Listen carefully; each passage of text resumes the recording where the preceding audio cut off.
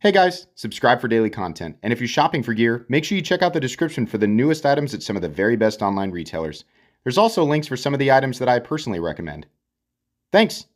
What's going on YouTube? Metal Complex here, and today I've got a short little knife review / knife overview to share with you guys. This is the Civivi Bluetick, a very inexpensive micarta and 14C 28N flipper. It's a nice full-size knife for sure. Pretty standard Civivi stuff. It's just got a really good price tag for the materials, so there's not really a whole lot that's going to go into this. It's a pretty straightforward knife, pretty straightforward review. Thanks so much to Civivi for sending it in. Thanks to my patrons for supporting me, and please make sure to follow me on Instagram at metal_complex and on TikTok at _metal_complex. I'll make sure that this is linked in the description. It does help my channel when you use those links, but that's entirely up to you. Comes in a couple different configurations. I want to say maybe 3. Overall length of the Bluetick is coming in at 8 inches. Blade length is 3.5 inches. Cutting edge is just shy of 3.25. Nice big forward choil there. How about some size comparisons? Any custom scales you find in this section can be found down in the description under Original Goat and Others. Up against the 8010 and the 8020.5. You can see here it's nearly as long as the 8010, maybe half an inch short. Just nowhere near as robust and quite a bit longer than something like the 8010. How about up against, I'm sorry, 8050. The 8020.5 is, man, I'm really mixing up those ADs today. Spyderco PM2 and Spyderco Para 3, very similar size of the PM2, actually similar cutting edge, given, you know, honestly, some really noticeable similarities in the handle ergonomic profile. I didn't even notice that until now. It is very similar, not identical, but very, very similar to the Spyderco PM2. And let's go ahead and put it up against the Benchmade Griptilian, or in this case, the Ritter Hogue and the Hogue Deca. Alrighty. So how's the action on this guy? Very similar to pretty much every other Civivi I've ever handled. Very close to double clutch, but not quite by this area here, by this juncture. I guess the flipper tab is touching my thumb or is stopped by my thumb. The blade is stopped by my thumb, and the detent ball is absolutely well up on the face of the blade, so you can turn it and close it, but it is close. Flipper tab is fine. The lock bar tension on this is not crazy. A little bit tight, but plenty good. It's also helping create that nice clicky detent. I would call this about medium. It's got pretty good leverage. It's about what you'd expect. It's just not a whole lot different than every other Civivi I've handled, and they generally do a good job. Let's do carry profile. Thickness up against the Spyderco Para 3. It's about the same. Length and height up against the PM2 and the Para 3. Closed up. It is smaller than the PM2, though close to as long. Definitely longer than the Para 3, but not quite as tall as either. It's very, standard experience, full-size knife experience, but nothing crazy dimensionally or in terms of weight. It just feels like carrying a normal pocket knife to me, but, you calibrate that to what you're used to carrying. Let's go ahead and weigh it. So for materials, we have steel liners. We have micarta, a nice forest green micarta, and in this case, a coated 14C 28N blade. I do believe they offer this uncoated. The weight on this guy comes in at 3.1 ounces, so definitely not bad at all, considering we have, is that really right? Boy, I would think, oh, these are nested. Okay, so that's reducing the weight just a little bit, and they also are milled out. Let's go ahead and weigh it again. Yeah, about 3.1 ounces.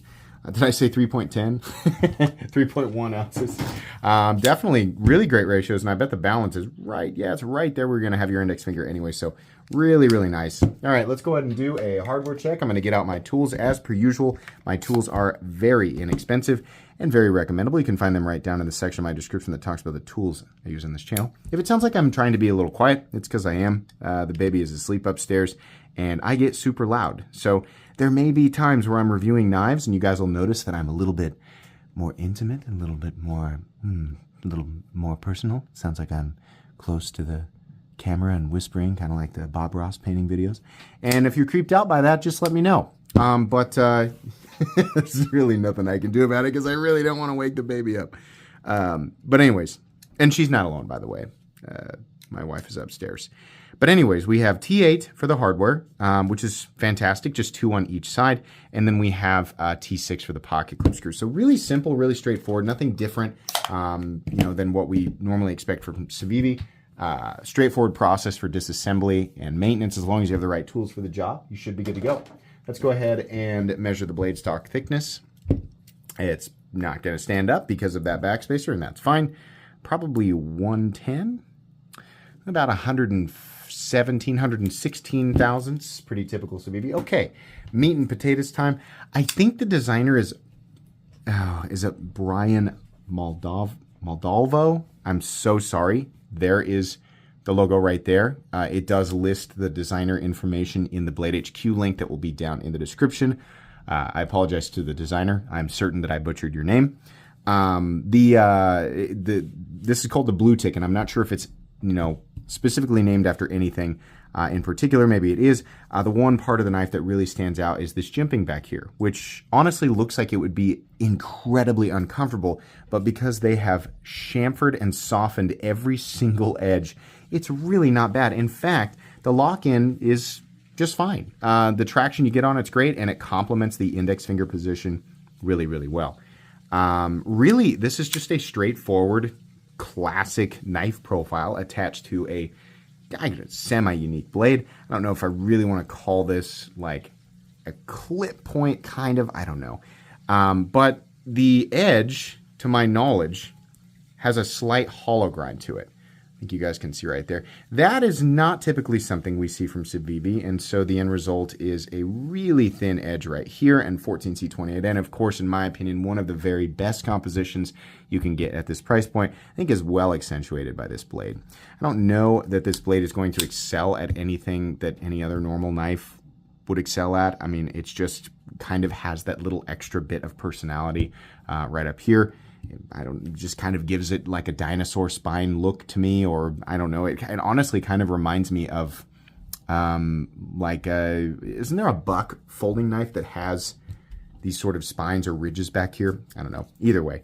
Flat that carries out about 65% the length of the blade. Nice swedge here, nice tip. Civivi, of course, some of the best factory edges on the market. Seriously, it is ridiculous. I mean, we're not talking about an expensive knife here, and their final cutting edge is so absolutely crazy. I feel like people don't talk about that enough. Civivi logo on the pivot, that's fine. Always makes me think of Capsule Corp from Dragon Ball Z. Once you see that, you won't be able to unsee it. Backspacer, a little bit of personality in the backspacer there. I'm not sure why, but okay. I mean, it's cool when companies do things like this or designers do things like this without just leaving it perfectly flat. Beveled on both sides, looks fine. Pocket clip, typical Civivi Loch Ness monster clip that will eventually get bent out when you walk by and it hooks onto something, but what are you going to do? Outside of that, pocket clip is good. It is reversible, so lefties, you can enjoy this the same way right-handed people do, except for the fact that you'll have to be manipulating a right-handed liner lock, which, as you can see, is not a problem for somebody who is right-hand dominant. Yeah. Anyways, we have a stop pin that's located internally. I didn't even notice that until just now. The stop pin's attached to the blade and rides on channels on either side of the nested liners, which is great. Actually, I prefer that because you get 2 points of contact since there's a pin on each side instead of a single point of contact, which is fine, right?